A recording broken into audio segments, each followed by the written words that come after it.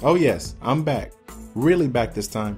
I apologize for the long hiatus, but if I'm not really into the topic that I'm talking about, I find it better to simply wait till I want to, otherwise I have to force it out, which means I won't truly be telling you what I want to tell you, but instead pretending like I want to tell you. And with everything being 1080 this and 60 that and failure rate this and review that, it kind of took the fun out of talking about games or gaming in general. And would you know it, the new console war has begun. And what is it? The battle of frames per second, pixels, failure rates, and reviews. Go figure. So then, why am I back? Well, as most of you know, I've always been a PlayStation/Nintendo guy.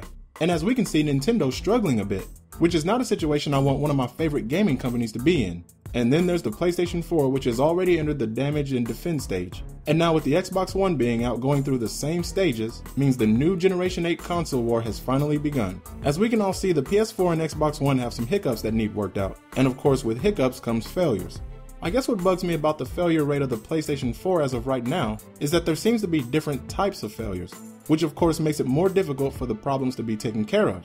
If we find out that problem A was fixed, what about problems B and C? But then again, I actually expected something like this.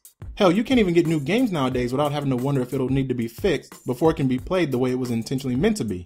And as some of you know, with me not really being into shooters, sadly a game like Killzone Shadowfall, as good as it looks, isn't really something I'm looking to get into. Hell, to tell you guys the truth, I'm actually more interested in Knack. Yeah, reviewers like IGN and GameSpot have been giving PS4 games low scores, but if I've never listened to them before, why the hell should I start now? Besides, I always felt that if you've been gaming long enough, then you should know exactly what it is you like and don't like. And you should never let any reviewer tell you what you should or shouldn't like. Or maybe that's just me. Now, personally, I see myself skipping yet another Xbox generation. I don't have any hatred or anger towards Microsoft, or the console for that matter, but for me, the Xbox has always been that console that you know exists, but never really cared for it. When I go to GameStop or Walmart or Best Buy, I simply go straight to either the PlayStation or Nintendo side. And of course, with me being a fighting game fan, the fighting game I've waited for over a damn decade would come out on the console I don't want. Go figure. Personally, I'm hoping this ends up coming out either on the PS4 or the Wii U. Preferably the PS4 since I'm used to the PlayStation controller for fighting games. And I don't know why, and this could just be me, but Rise looks like one of those games I would have more fun watching someone play than actually playing it myself. And when it comes to the Wii U, Mario 3D World is the game I've been waiting to see. That's finally gonna sell the console for me. I'm always ready for the new gen Mario, and this wasn't what I was looking for. Well, then again, I wasn't really into Mario Sunshine either. But I believe this is the game Nintendo needs to get themselves out of the fire. Then with the new Zelda, then Smash Bros. And Mario Kart, this ends up being the start Nintendo originally needed. I just hope they can still pull it off, as I would really hate to see Nintendo go out like this. Now then, with that said, let's change to the so-called console war that's going on right now.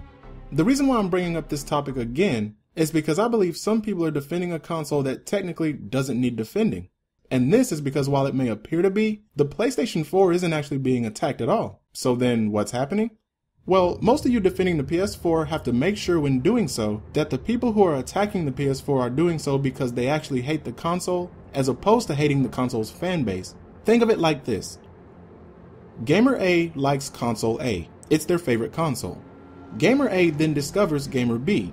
Gamer B constantly talks about console B being the best. This slowly starts to agitate Gamer A, and after a while starts to actually piss them off. Gamer A, now pissed off at Gamer B, feels the need to say something to either make themselves feel better or make the other person feel worse. However, they can't just come right out and say, I hate Gamer B, because this sets them up for the ultimate troll attack. So instead of attacking Gamer B, they attack Console B.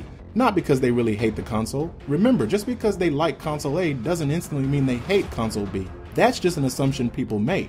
They're attacking it because they hate Gamer B. Now, after a while, multiple fans of Console B notice Gamer A's attack on their favorite console.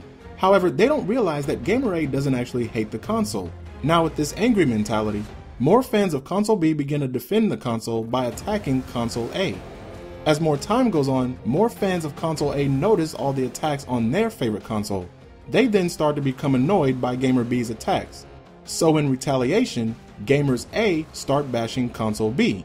However, some of the people attacking Console B actually, well, like it. And if they like it, but are still attacking it, then the hatred isn't for the console, only the console's fan base.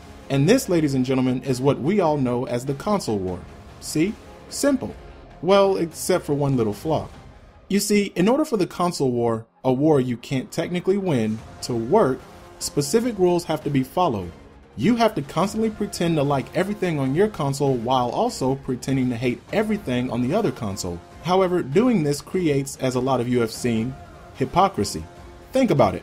Why do you all think people will bash something on a console they claim to hate, but then suddenly like it when they have it on their console? Why do you all think something is considered bad on a console someone hates, then suddenly okay when it's on theirs? Hell, why do you all think reviews are okay sometimes, but then irrelevant other times? Do reviews really matter? If you want them to, yes. If you don't, no. A reviewer is nothing more than a gamer giving their opinion, and this opinion creates a flaw in reviews. You see, if the person doing the review isn't as much of a fan of the franchise as those watching the review, then the reviewer can end up taking points off of the game for something the rest of us wouldn't have taken points off for. This is why, despite a game like Knack getting the score that it did, some people don't think it's really that bad. I'm one of those people. A reviewer can add any logo to their name that they want. They're still a gamer giving an opinion.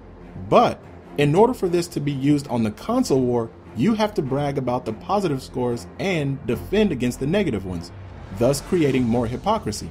Fan animosity evolves into console wars. Console wars create hypocrisy, and hypocrisy then creates more fan animosity. And the pattern simply repeats itself. This is why the word fanboy doesn't always work. Sometimes the person you think is a fanboy could care less about the console they're attacking and just simply hate the fan base of the console and nothing more.